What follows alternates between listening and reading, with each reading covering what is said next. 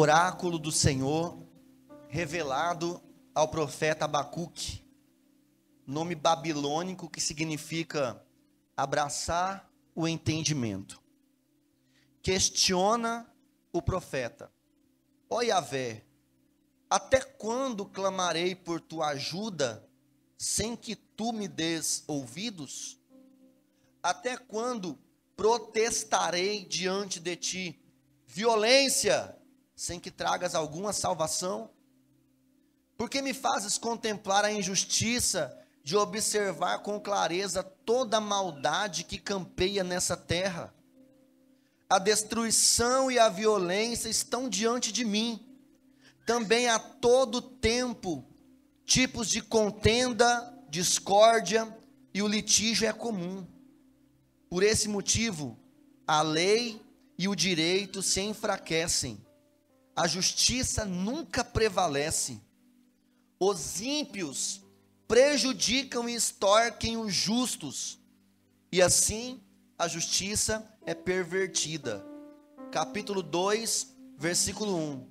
Sendo assim, me colocarei como sentinela sobre a minha torre de vigia. Tomarei posição sobre a muralha e aguardarei para ver o que o Senhor me dirá e que resposta receberei aos meus questionamentos. Quem pode glorificar a Deus pela sua palavra? Fica com a sua Bíblia aberta, depois nós vamos ler mais alguns versículos desse mesmo capítulo. Então fica com a Bíblia aberta aí e redobra a sua atenção aqui para ouvir essa palavra. Abacuque é considerado na Bíblia um dos profetas menores. E quando a gente diz que um profeta é menor, não significa que ele é menos importante do que os outros profetas.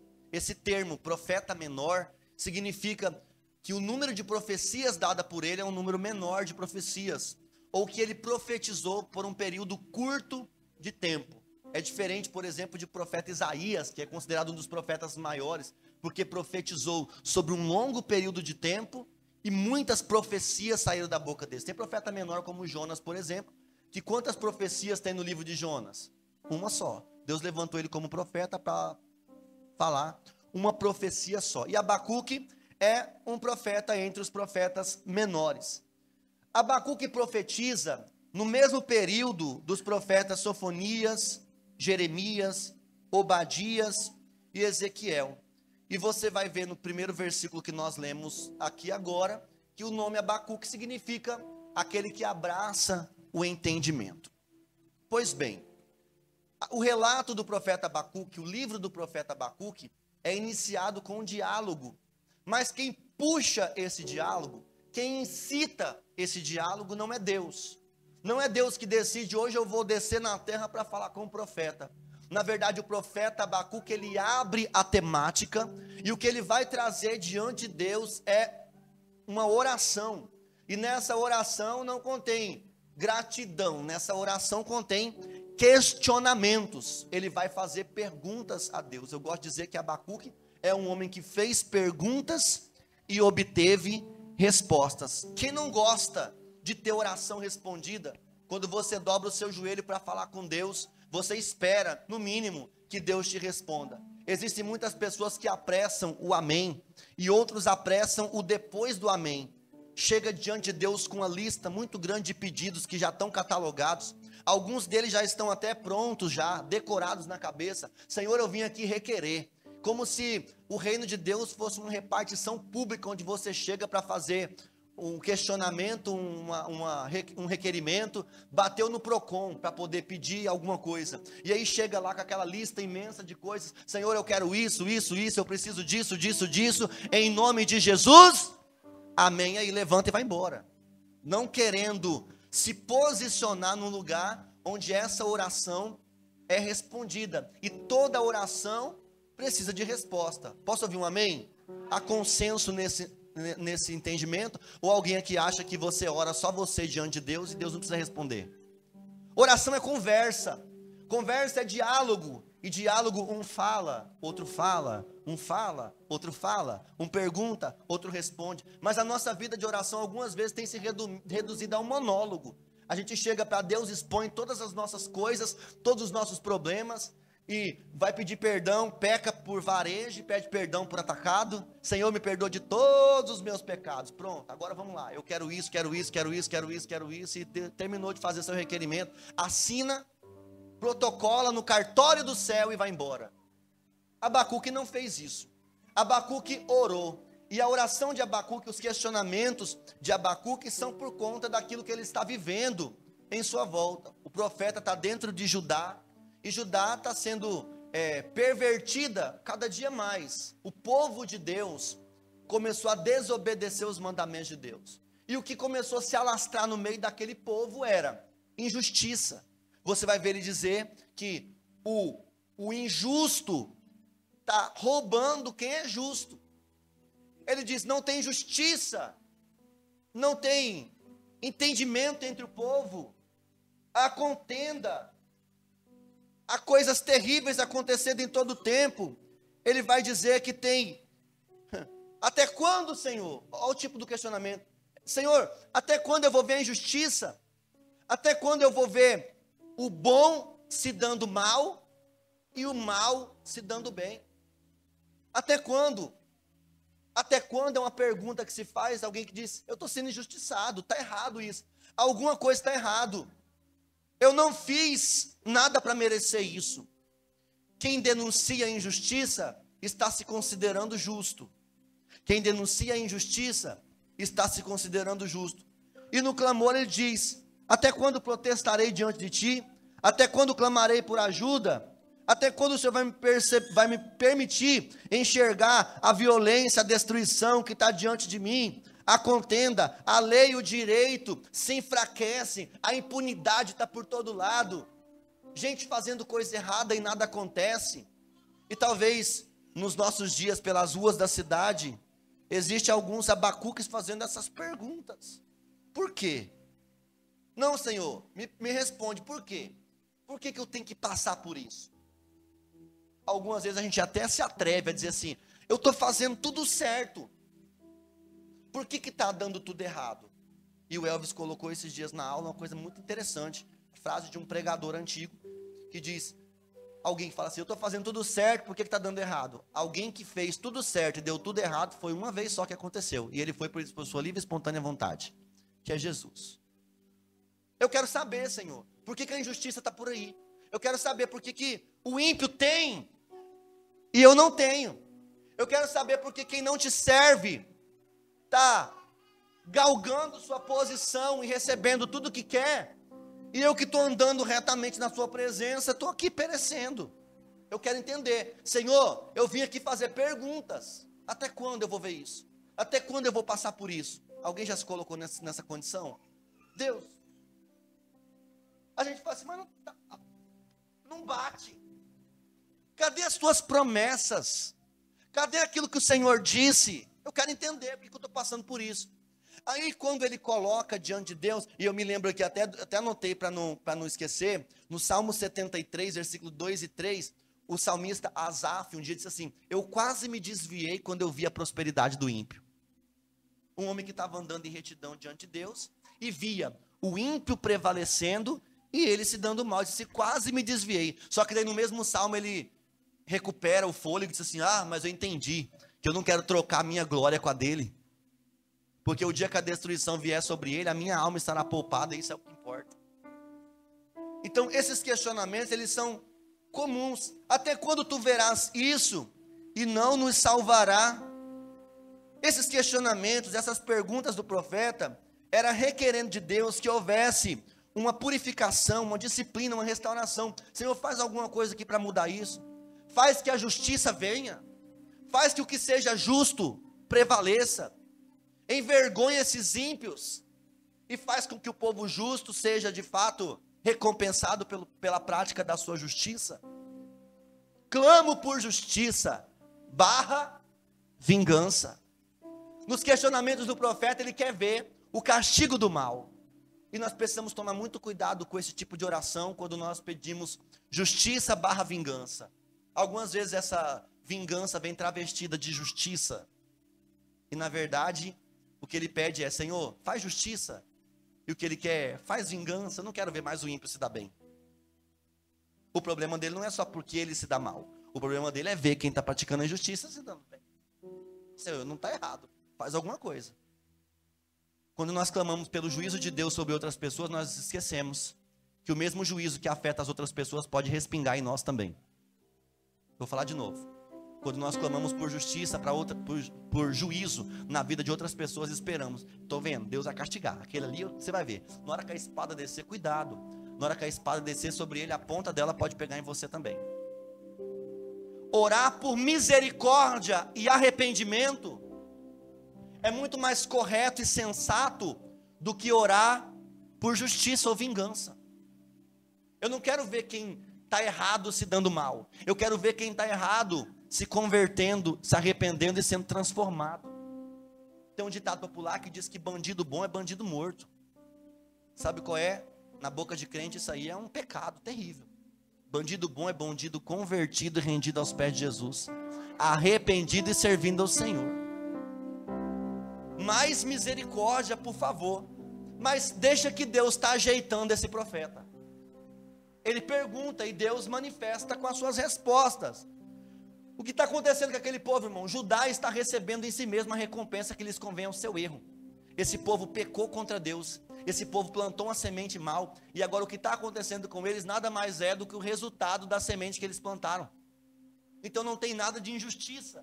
Cada um está recebendo o que merece. Só tem uma coisa que nós recebemos que nós não merecemos: a salvação, que é de graça. O perdão dos nossos pecados nós recebemos sem merecer.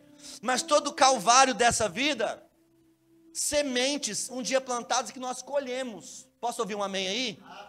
Mas vamos entender como Deus se manifesta diante desse questionamento do profeta, dessas perguntas que ele faz, desse clamor por justiça, desse clamor por vingança.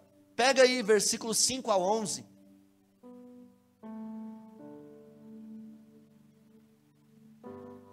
Então, contemplai as nações, no capítulo 1, tá? Então contemplai as nações e atentai, maravilhai-vos, portanto, eis que realizo em vossos dias uma obra de tal magnitude, que não conseguirias acreditar se tudo isso simplesmente lhe fosse contado. A resposta de Deus para Abacuque foi: está perguntando? Está questionando? Está tudo errado? Está injustiça? Está violência? Deixa eu falar uma coisa para você, Abacuque. Eu vou fazer uma coisa no meio de vocês que ninguém iria acreditar se isso fosse contado. Vocês só vão acreditar porque vocês vão ver. Eu vou fazer uma coisa tão terrível em Judá que vai tinir os ouvidos de quem ouvir essa história sendo contada do que eu vou fazer. Vamos entender? Versículo 6. Eis que estou conduzindo os babilônios, essa nação cruel, impetuosa e violenta que marcha sobre a largura da terra, a fim de apoderar-se das nações que não lhe pertencem. É por isso que uma nação apavorante e temível, que faz justiça com as suas próprias mãos, e todo o seu juízo e leis vêm dela mesma. Os seus cavalos de guerra são mais rápidos que leopardos, e mais ariscos e ligeiros que lobos ao pôr do sol. Os seus cavaleiros espalham-se por toda parte, eles vêm de muito longe, voam como águia faminta que se apressa para devorar. Eles todos vêm determinados a massacrar. Suas hordas avançam como um vento do deserto, fazendo tantos prisioneiros como a areia da praia. Desprezam o poder dos reis e se escarnecem de todos os governantes. Eles riem diante de qualquer cidade fortificada, pois costumam construir rampas de terra no meio delas e invadem todas as fortalezas. Então, passam com o ímpeto de uma ventania e seguem adiante. Eles, porém, são homens carregados de culpa e condenação, porquanto têm como Deus a sua própria arrogância e força. Deus está dizendo para Abacuque: Abacuque, o que eu vou fazer é tão terrível, que se alguém só de ouvir falar não vai acreditar, de tão terrível que é. Sabe o que vai acontecer com Judá? Você está reclamando que está ruim? Vai ficar pior. Deus está falando, eu vou enviar os babilônios, uma nação má e perversa, contra vocês. Essa nação vai invadir vocês, vai destruir tudo que existe. Isso já estava sendo profetizado nos mesmos dias pela boca do profeta Jeremias, quando disse: por causa da rebeldia de vocês, por causa da desobediência de vocês, os babilônios virão. O rei Nabucodonosor, irmãos, entrou dentro daquela cidade, arrasou com tudo, destruiu o templo, destruiu os muros da cidade. Quem poderia imaginar? Deus disse que quando você ouvisse falar isso, iria tinir os ouvidos de tão terrível que era. Quem poderia imaginar que o templo santo do Senhor seria destruído pelos babilônios, que os utensílios sagrados de adoração a Deus seriam levados e profanados nos templos dos deuses pagãos? E é isso que o profeta Abacuque está dizendo que vai fazer com Judá. Algo terrível, temível vai acontecer com vocês. Aí ele disse assim: espera aí, o Senhor está dizendo que uma nação pior do que nós vai ser enviada pelo Senhor para nos corrigir? Ele disse: exatamente, eu vou corrigir vocês, e para isso eu vou usar gente pior do que vocês para corrigir vocês. Não entendemos a ótica de Deus. Muitas perguntas ficam e permanecem sem resposta, mas aqui Deus estava dizendo: o que virá sobre vocês, essa repentina destruição, não vem da parte do diabo. Isso é algo que eu estou permitindo na vida de vocês. Eu é que estou enviando, vem da parte do Senhor. É meio pesado para mim falar isso aqui nessa manhã, eu já vou mostrar para você onde eu vou chegar. Mas é exatamente o que está diante do cenário dos nossos olhos nos nossos dias. A injustiça está imperando nas ruas da cidade. Você tem medo de andar de noite na rua. A gente coloca um cadeado, coloca uma cerca elétrica, coloca câmera, fica preocupado, qualquer barulho que escuta, o que está acontecendo? O cenário não mudou. E o Senhor algumas vezes permite alguns caos na nossa vida, como maneira não é de punir simplesmente, de maltratar simplesmente, mas de corrigir, para que o propósito maior nele se concretize na nossa vida. Tribulações na vida de crente não vem para matar nem destruir. Tribulação na vida de crente algumas vezes vem para moldar, para aperfeiçoar, e outras vezes para corrigir, e na maioria das vezes para corrigir. Que medida disciplinar é essa, Senhor? Como que o Senhor, um Deus tão amoroso, tão bom, permite que isso aconteça? Judá, que já estava transtornado com o cenário, quando vê a resposta de Deus, fica pior ainda. Quando Deus diz para ele, de ruim, vai para pior. Mas eu disse que é diálogo. Eu vou contar até 3, você diz diálogo. 1, 2, 3. Então o profeta vai se manifestar mais uma vez. Vamos ver o que ele diz para Deus, quando Deus diz que essa terrível coisa virá sobre eles. Versículo 12. Ó Yahvé, meu Deus, meu santo, porventura não existes desde a eternidade? Tu jamais morrerás e nós te seguiremos. Mas Senhor, espera aí, Senhor, mas Senhor, o Senhor designaste justamente essa nação pagã para executar o seu juízo?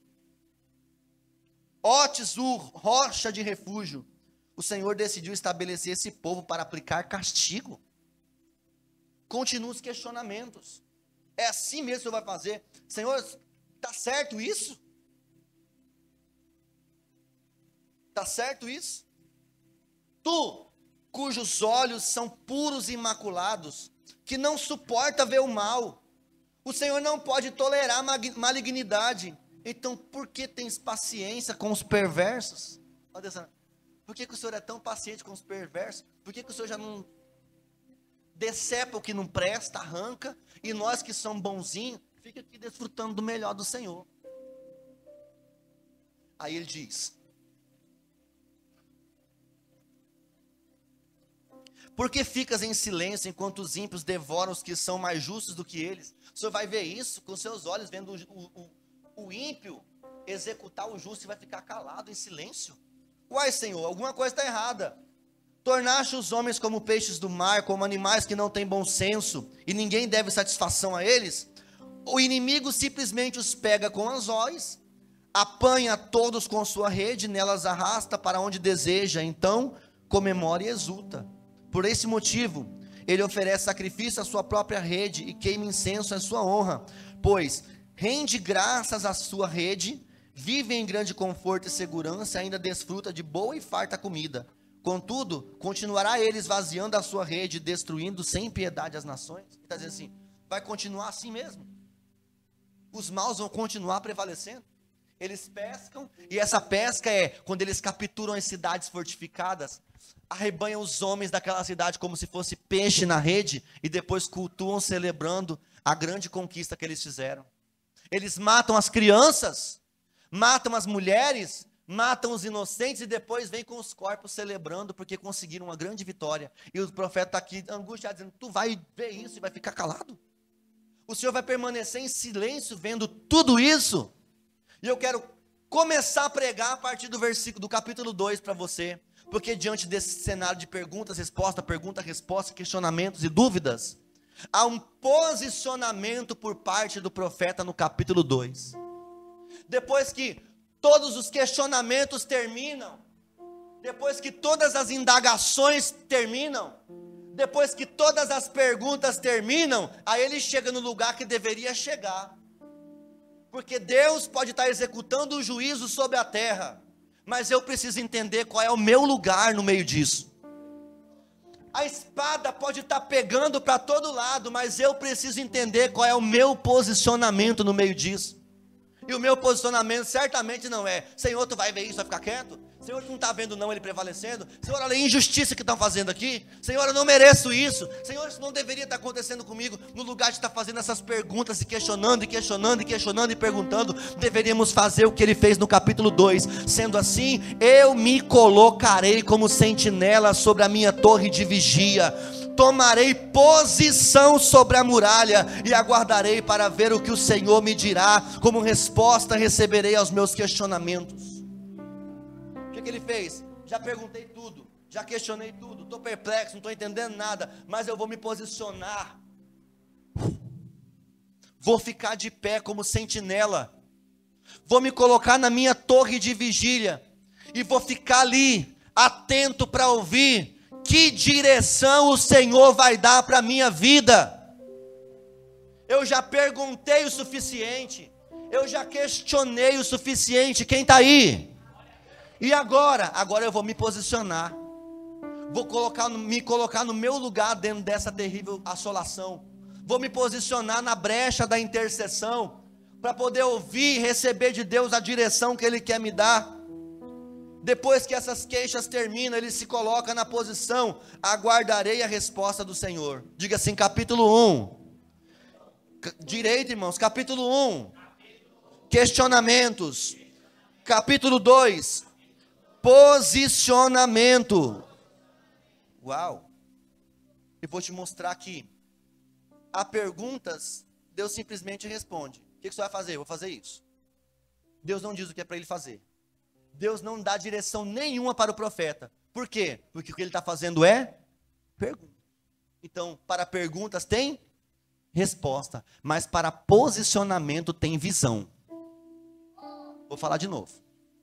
Para perguntas tem resposta. Enquanto você perguntar, Senhor, por que eu estou passando por isso? Ele vai responder você está passando por isso por causa disso. E aí? O que você vai fazer com essa informação? Mas quando ele faz posicionamento, no versículo 2 começa então a vir visão. Enquanto você ficar fazendo perguntas, você só vai ter respostas. Mas enquanto você tomar posicionamento, Deus vai dar visão. E a visão é diferente de resposta. A visão é, tu faz isso e faz isso. Quem quer receber visão, é só se posicionar. Deus só manifesta a visão para crente posicionado. Posso ouvir um amém? Amém. Versículo 2.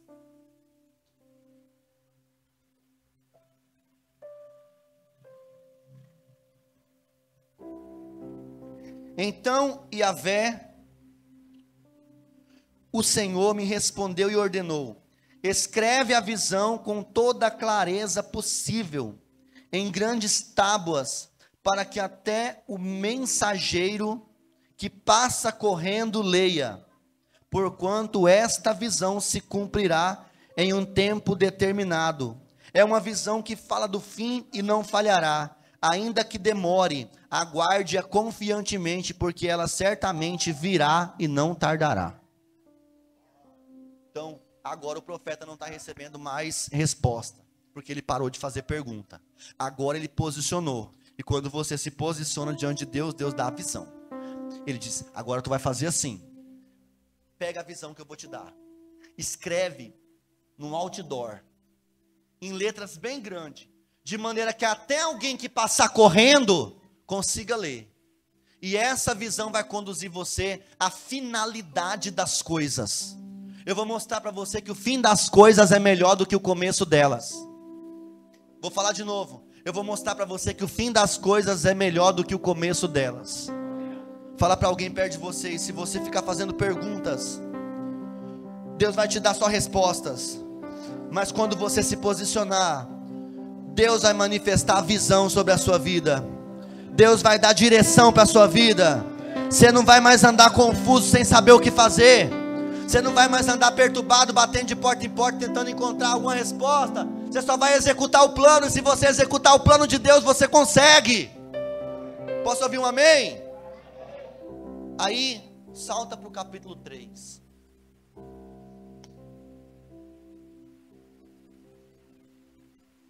Então o profeta Abacuque fez a seguinte oração em estilo siginóstico, isto é, sobre forma de cântico e de confissão. Veja aqui para mim. No capítulo 3 ele vai orar de novo. Só que agora a oração dele é em forma de canção. A expressão dele é uma expressão artística. Nós já vimos na Bíblia, você já leu os Salmos? Quem não se identifica com os Salmos da Bíblia? Quem nunca, passando por uma situação de aperto, não orou o Salmo 91? Quem nunca, numa situação em que precisa de um direcionamento, diz que o Senhor é meu pastor e nada me faltará?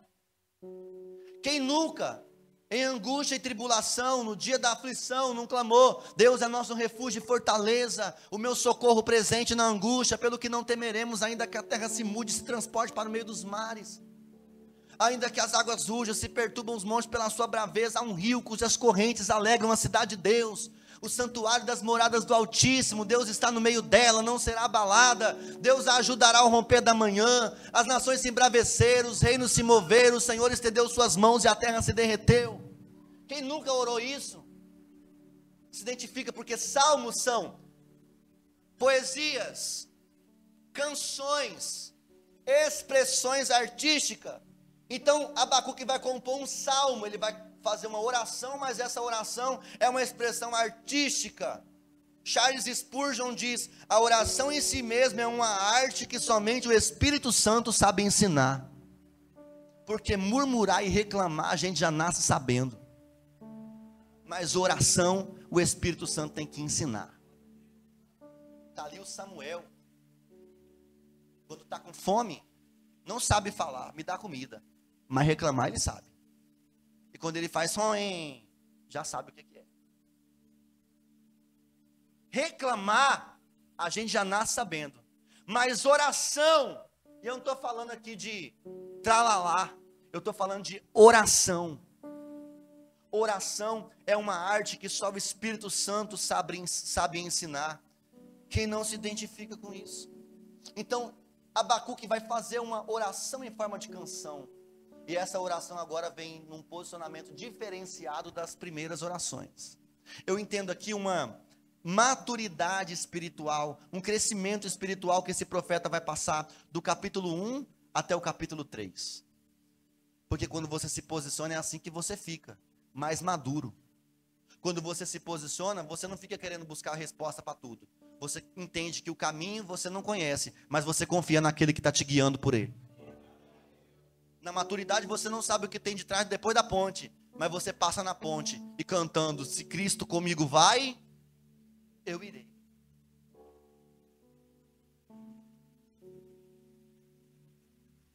Qual é o conteúdo dessa oração do capítulo 3 em forma de canções? Vamos ler? capítulo 3, versículo 2, coloca para mim, por favor. Ele vai dizer isso cantando. Ó Senhor, eu ouvi falar da sua fama, e tremo diante dos teus atos, Senhor. Realiza de novo em nossos dias as mesmas obras maravilhosas que fizeste no passado. Faze-as conhecidas por todos também em nossa época. Ainda que o Senhor esteja irado, lembra-te da tua imensa misericórdia. Espera. Agorinha ele estava pedindo a execução de todo mundo. Agorinha, antes de se posicionar e receber a visão, ele queria o juízo por toda parte. Agora ele se posiciona em canção de oração: Senhor, quando o Senhor estiver irado, por favor, tem misericórdia. O que a igreja do Senhor precisa nesse tempo não é de juízo, o juízo está nas mãos de Deus. O que a igreja do Senhor precisa é de misericórdia. Ele diz: Senhor, lembra das coisas que o Senhor fez no passado. Uai, cadê as críticas? Cadê as perguntas? Cadê os questionamentos? Não tem mais. Porque quando você se posiciona, você não faz mais perguntas indecentes. Quando você se posiciona, o que você sabe é lembrar o Senhor de tudo aquilo que Ele já fez. Senhor, lembra quando o mar vermelho se abriu e o teu povo passou atravessando em terra seca. O Senhor afundou no mar o cavalo com os seus cavaleiros. Lembra, Senhor? Lembra do que o Senhor fez com Sara, que era estéril, ela gerou. Lembra de Ana, atribulada no teu altar, Senhor? O Senhor foi lá e deu filhos, fez que a mulher estéril fosse alegre mãe de filhos. Lembra, Senhor, quando tinha soldados medrosos e enfraquecidos no exército de Josafá, o inimigo era muito maior e mais forte do que eles, mas o Senhor entrou no meio da peleja, eles guardaram as armas, e quando louvaram o Senhor foi lá e despedaçou toda a força do inimigo. Lembra, Senhor? O que eu quero dizer para você nessa manhã, meu irmão: pare de fazer perguntas e questionamentos para Deus e começa a lembrar para Deus de tudo aquilo que Ele já fez, reforçando que você sabe, que você tem consciência de que Ele tem poder de fazer de novo. O que Abacuque está dizendo é: Senhor, o Senhor fez no passado, eu te peço, faz outra vez nos nossos dias. Nós queremos ver outra vez o Senhor operando os teus sinais, os teus milagres e as tuas maravilhas no meio do seu povo. Lembra, Senhor, quando você chegar diante de Deus para orar, começa a lembrar o Senhor, começa a dizer para Ele: Senhor, eu não posso esquecer disso. No Salmo 103, o salmista diz: bendize a minha alma ao Senhor, e tudo que há em mim, bendiga o seu santo nome. Bendize a minha alma ao Senhor, e não se esqueça de nenhum dos seus benefícios. Nós não podemos sofrer de amnésia, nós não podemos esquecer tudo aquilo que Deus já fez por nós no passado. Tudo aquilo que Deus já fez, irmãos. As páginas da Bíblia relatam a história de homens e mulheres que venceram por causa do Senhor. E quando você for orar, ao invés de colocar diante de Deus as suas queixas, simplesmente começa a profetizar aquilo que você sabe que Deus tem poder de fazer. Começa a se agarrar nas promessas de Deus sobre a sua vida. Tem alguém aí? Eu estou te dando nessa manhã um caminho de oração de alguém que está posicionado diante de Deus, que não fica lá: Senhor, por quê? Por que eu estou passando por isso? Por que está acontecendo isso? Por que as minhas contas não fecham? Por que, Senhor, que não tem pão? Por que, Senhor, que não tem água? Por que não tem refrigerante? Por que na casa do meu vizinho tem churrasco e na minha casa tem ovo frito na frigideira? Para de fazer esse tipo de pergunta para Deus. Começa a dizer: Senhor, eu lembro que o teu povo no deserto foi sustentado pelo Senhor. O Senhor mandou maná do céu, caiu, eles escolhiam, comiam, foram alimentados pelo Deus provedor. Faltou o pão na sua mesa, não tem comida, não tem comida. Que não tem comida? Foi lá no meio do deserto que Deus mandou as codornas, e aquele povo comeu e se fartou de carne. Senhor, o Senhor fez lá atrás, o Senhor tem poder de fazer de novo. Eu estou aqui crendo. Faz de novo em nossos dias as mesmas obras que o Senhor fez no passado. Faz aqui em 2025 aquilo que o Senhor fez nas páginas da Bíblia. Eu não quero viver um evangelho diferente daquilo que a igreja primitiva viveu. Aqueles homens andavam cheios do Espírito Santo, mandando que os mortos ressuscitassem, ordenando que os enfermos fossem curados, ordenando que os enterros parassem e os filhos fossem devolvidos de volta à sua mãe. Só que a gente conta essas histórias e prega sobre essas histórias e parece que é algo tão distante, tão longe. O que Abacuque está fazendo é chamando para agora. O poder que ele sabe que o Deus da história tem. O que ele está fazendo é chamar para hoje o poder que o nosso Deus que o nosso Deus tem de realizar coisas grandiosas. Lembra, Senhor, as coisas que o Senhor fez no passado, faz de novo nos nossos dias, permita-nos ver com os nossos olhos aquilo que o Senhor fez na ira. Lembra-te da tua imensa misericórdia. Nunca houve um tempo que nós necessitamos tanta misericórdia do Senhor. Alguém prega que Jesus vai arrebatar a igreja antes da tribulação. Qual igreja? Qual igreja? Eu vi uma moça dizer outros dias que se Jesus não arrebatou a igreja no século passado, ou na geração passada, que as pessoas viviam 3, 4 horas por dia de joelho em oração, não vai arrebatar essa igreja aqui, do século 21, estou enquadrando todo mundo, onde as pessoas têm dificuldade de ficar 1h30 num culto, onde as pessoas estão com a unha inflamada e não querem saber de orar, onde as pessoas não têm comunhão com Deus, onde as pessoas têm dificuldade, parece que estar na igreja é um peso, é obrigação. Essa geração dessa igreja, ela vai ser provada pelo fogo. Essa peneira de Deus vai passar sobre a terra, para que a gente aprenda, de fato, confiar em Deus de novo. Quem está ouvindo o que eu estou falando? Não duvide disso. Faz de novo, Senhor, faz de novo. Eu quero ver outra vez. Eu quero ver o Senhor fazer de novo. Salta para o versículo 16, por favor, eu já vou terminar. No meio desse clamor, que não tem mais dúvidas, questionamentos e perguntas sem graça. Por quê? Posicionado, irmão, maturidade. Amém? No versículo 16 ele fala bem assim: assim que eu ouvi tudo isso, que é a ordem de Deus, o relato de Deus, a resposta de Deus, as minhas entranhas se comoveram, os meus lábios tremeram, meus ossos desfaleceram, minhas pernas vacilaram. Que é isso? Coisa de gente. Posso ter medo? Pode. Pode dar um frio na barriga? Pode. Quando você recebe um diagnóstico do médico desfavorável, duvide se a perna não treme. Ah, mas eu sou um homem de Deus, eu sou um homem de fé. Conversa fiada.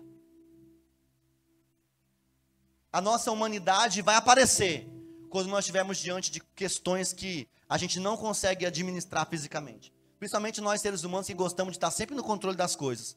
Quando a coisa foge do nosso controle, a gente treme na base. Já teve dor de barriga por causa de uma situação difícil. Perdeu a fala, perdeu a voz. Ficou só balançando o beiço. Foi assim que o profeta ficou. Ele disse: as minhas entranhas comoveram, deu uma dor de barriga. Meus lábios começaram a tremer, meus ossos desfaleceram. Ele quase desmaiou quando viu o que Deus falou. Ele quase tremeu. Aí depois você vai fazer isso. Isso é diante da má notícia. O homem natural faz tudo isso aqui. Só que tem que se manifestar essa maturidade depois. Tem como ter fé e medo ao mesmo tempo? Sim ou não? Sim. Graças a Deus. Porque tem hora que eu sou medroso. Tem hora que eu tenho medo. Mas eu tenho medo e fé ao mesmo tempo. Isso é só para crente. Olha o que ele diz no versículo, irmãos. Meus ossos enfraqueceram, meu corpo tremeu, minhas pernas vacilaram. E agora? Agora eu vou cair desmaiado e vou morrer. Agora eu vou beber remédio. Agora eu vou entrar no Rivotril para poder ver se passa a calamidade. Não. Na hora que ele diz: as pernas faleceram, não estou mais tendo força, não tem jeito, não tem nada. E agora o que eu faço? Ele diz: portanto aguardarei tranquilo silêncio o dia da tribulação que virá sobre o povo que te oprime. Perna tremendo, barriga doendo, ossos desfalecendo. E agora? Agora eu vou aguardar em pleno silêncio. Diga assim: eu vou descansar. O que é isso, irmão? Isso aí é o mundo espiritual se manifestando sobre o homem carnal. O homem carnal desfalece. Agora o que eu vou fazer? Daí ele fala assim: do Senhor é a terra e tudo que nele habita. Do Senhor está a minha força. Aí de repente, irmão, não tem perigo você ter medo. Só que na hora que esse medo vem, você já tem fé para injetar nele. E a tua fé tem que ser maior do que os teus medos, do que os seus pavores. Posso ouvir um amém? Eu me lembro do Salmo 56, 3, ele diz: no dia que eu temer, hei de confiar em ti. No dia que eu temer, hei de confiar em ti. Temer, falta de fé. Confiar é fé. E tem como ter medo e fé no mesmo dia. Mas no dia que eu temer, Fernanda, no dia que eu tiver medo, no dia que eu não aguentar ficar de pé, no dia que a minha barriga doer, no dia que eu tiver trêmulo diante da má notícia de qualquer adversidade que vier sobre a minha vida, nesse dia eu hei de confiar no Senhor. No dia da calamidade, eu hei de confiar no Senhor. E depois que ele ora, tente entender uma coisa. Salta para o versículo 17. Até o versículo 15, ele fala sobre o Deus que faz as obras do passado, que faz as coisas maravilhosas, que faz os feitos pavorosos sobre a terra. Ele prega sobre o Deus que faz, ele fala sobre o Deus que faz. No versículo 16 ele fala assim, meu pé bambeia, mas eu ainda confio. Mas no versículo 17, a maturidade espiritual do profeta é denunciada e exposta. Porque ele cogita pela primeira vez, e se ele não fizer? Até agora, eu creio, sim, Deus faz. Quem não lembra da gente aqui, com a cara no pó, gritando desesperado dentro dessa igreja, para Deus entrar dentro da UTI e fazer reviver o Washington? Nós oramos como se, acreditando na nossa mente, que parecia que ele ia entrar na porta ali qualquer hora. De tanto que nós clamamos. Vamos lá. Os irmãos foram, oraram. Orou na cabeça, orou no pé, orou na mão, chamou 3 vezes o nome, fez tudo. Clamamos, entramos, a gente faz tudo. Creio, confio, entendo. Só que a maturidade do profeta, ele vai denunciar no versículo 17. Ele vai cogitar sobre o dia que ele não fizer. Porque Deus não é obrigado a fazer tudo que eu quero. Muito menos do jeito que eu quero. E o dia que ele não fizer? Aí ele começa dizendo, ainda que a figueira não floresça, ainda que não haja uvas na videira, mesmo que falhando a safra das olivas, e as lavouras não produzam mantimento, as ovelhas sejam sequestradas do aprisco, o gado morra nos currais. Sabe o que ele está dizendo? Eu estou falando sobre o Deus faz, eu creio, no dia da adversidade eu confio, eu descanso, eu creio, o Deus que faz, mas, se um dia ele não fizer, se um dia não tiver frutos, se um dia não tiver mantimento, se um dia o caos se instalar, se um dia eu perder toda a força, se um dia eu não tiver mais o que decidir, o que fazer, que eu tiver preso numa circunstância desfavorável, versículo 18, diga assim, fala eu e diz o seu nome, Antônio, existem decisões que nós podemos tomar por nós e pelos outros. Outro dia alguém chamou, Antônio, vai ter um jantar lá em casa, você vai? Eu falei, nós vamos. Nem falei para Luciano. Eu tomei decisão por nós. Eu me lembro de Josué. Lembra, pastor? Eu e a minha casa serviremos ao Senhor. Não perguntou nem para a família. Mas ele decidiu por sua casa. Mas isso aqui não tem como. Isso aqui é eu. Esse tipo de posicionamento eu não posso tomar pelos outros. Eu não posso garantir que a minha esposa tenha a alegria do Senhor no dia da adversidade. Porque isso é uma questão individual de cada um. Abre um parênteses. Cada um reage de uma maneira diferente diante de uma tragédia. Tem pessoas que o médico chama para um exame, vai no diagnóstico, ele fala assim, ó, você está com essa doença aqui, você tem 3 meses de vida. Está repreendido. Tem alguém que vai ouvir e falar bem assim, meu Deus, que bom que eu ainda tenho 3 meses para viver. Vou aproveitar esses 3 meses como se fosse a vida inteira. E sair de lá e vou fazer uma viagem, vou ficar com a minha família, vou curtir meus últimos dias. Tem gente que já sai de lá morto. Ele se mata ali mesmo, na frente do médico. Ele vai embora, entra num quarto, deprime, porque ele fala que vai morrer, então cada um reage de um jeito. Mas aqui o profeta está dizendo, eu falo de mim. No dia que tudo estiver errado, no dia que não tiver dinheiro na conta, no dia que não tiver ovelha no curral, no dia que não tiver fruta na videira, o dia que não tiver ovelha no pasto, todavia eu me alegrarei no Senhor e exultarei no Deus da minha salvação. E isso eu não posso me posicionar por ninguém. Cada um reage de um jeito. Luto. Tem gente que enfrenta um luto, coloca lá luto no WhatsApp. Aí fica um ano com a imagem luto. O outro põe só no dia, daquele status de 24 horas. Mas não está de luto, irmão, você não sabe do coração dos outros. Tem gente que o cônjuge morre, nunca mais eu caso com ninguém. Aí, 3 meses depois, agora tem outros que fica por toda vida sem ninguém. O que é isso? É individual de cada um. Significa que não ama, que não ama. Não, tem nada a ver com isso. Cada um tem um procedimento diante das diversas situações que a vida propõe. Só que nós precisamos entender, e uma coisa ninguém pode tirar de você, esse posicionamento. O dia que ele fizer, eu vou dar glória a Deus. Mas o dia que ele não fizer, eu me alegrarei no Senhor e exultarei no Deus da minha salvação. Ele está dizendo, eu, não sei você, eu. 19, Yahvé Adonai, o Senhor soberano, Ele é a minha força. Ele faz os meus pés como do servo, faz-me caminhar por lugares altos. Se coloque de pé, por favor.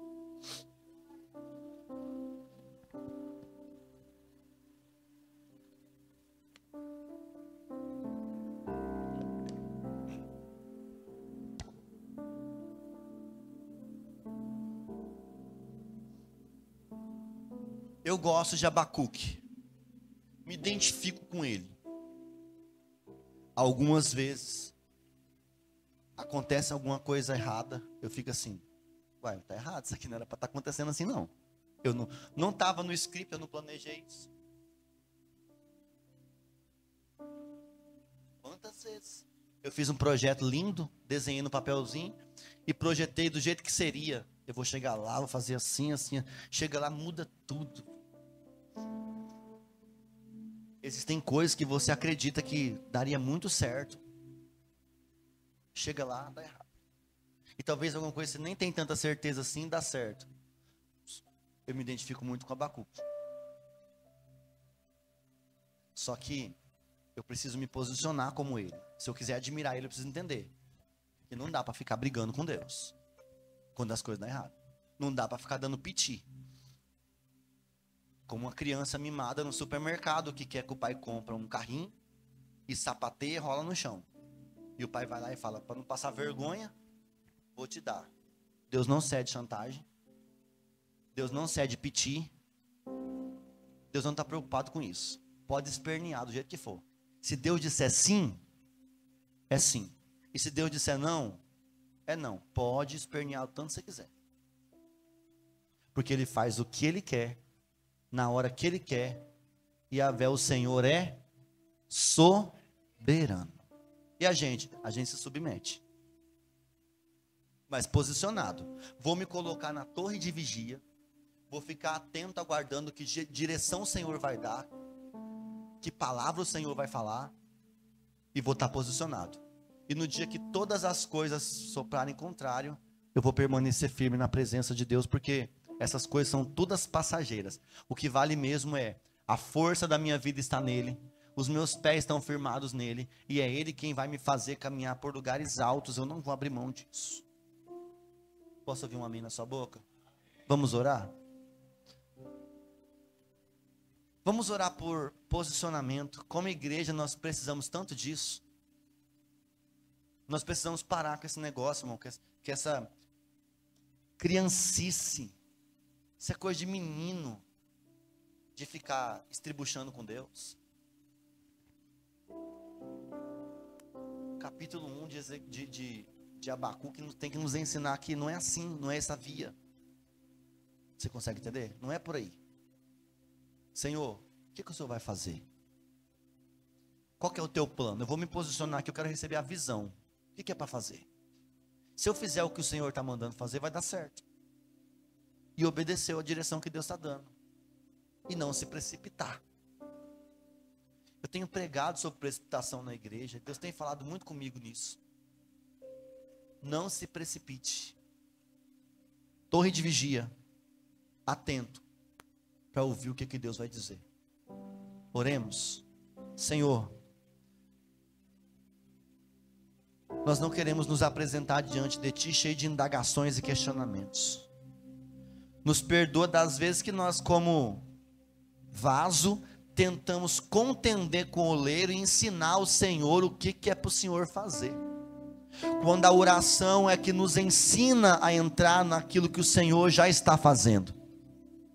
Nos faz entender como igreja, Senhor, que oração não é para eu dizer para o Senhor o que o Senhor vai fazer. Eu não preciso ensinar o Senhor a trabalhar. A Tua palavra diz em Isaías 64:4, que desde a antiguidade não se viu, nem com ouvido se percebeu, um Deus tão poderoso que trabalha em favor daqueles que nele esperam. Então nós sabemos que o Senhor sabe trabalhar, o Senhor sabe como fazer, o Senhor sabe quem o Senhor vai trazer para a nossa vida, o Senhor sabe quem o Senhor vai tirar da nossa vida, o Senhor sabe os lugares onde o Senhor quer nos levar, mas também o Senhor sabe os lugares e a hora certa de nos tirar. Deus, nos ensina a nos submeter à Tua vontade, nos ensina a não andar por aí sem direção alguma, como se não tivéssemos um guia firme e fiel que é o Senhor. Pai, que essas águas profundas que o Senhor deseja nos levar, seja um lugar de dependência, onde a gente tenha prazer em estar nelas, e não um espírito murmurador e reclamador, que fica questionando o tempo todo os métodos de Deus. Ah, Senhor, eu não conheço as estradas que o Senhor deseja me conduzir, mas eu decidi entrar nesse barco e confiar que o meu guia é um Deus fiel e verdadeiro, que sabe exatamente o que é melhor para mim. Me perdoa, Senhor, das vezes que eu não entendi isso. Me perdoa, Senhor, das vezes que eu ignorei isso e tentei fazer as coisas ao meu modo. Mas nessa manhã eu aprendo com o profeta Abacuque que eu preciso estar na torre de vigia, posicionado em cima da muralha, olhando atentamente e sensível para entender por quais caminhos o Senhor deseja me levar. Nos dá um coração obediente, Senhor. Faz crescer o temor do Senhor na nossa mente, no nosso coração e na nossa vida, a fim de que a gente não venha passar vergonha diante das afrontas dos nossos adversários, mas que nós possamos compreender a profundidade das riquezas e da sabedoria do Senhor. Em nome de Jesus, essa é a nossa oração. E que assim seja sobre a minha vida, sobre a igreja do Senhor, que se reúne nessa manhã, nesse lugar. Nos ensina a andar na Tua vontade, Pai. Em nome de Jesus. Amém. Amém. Amém.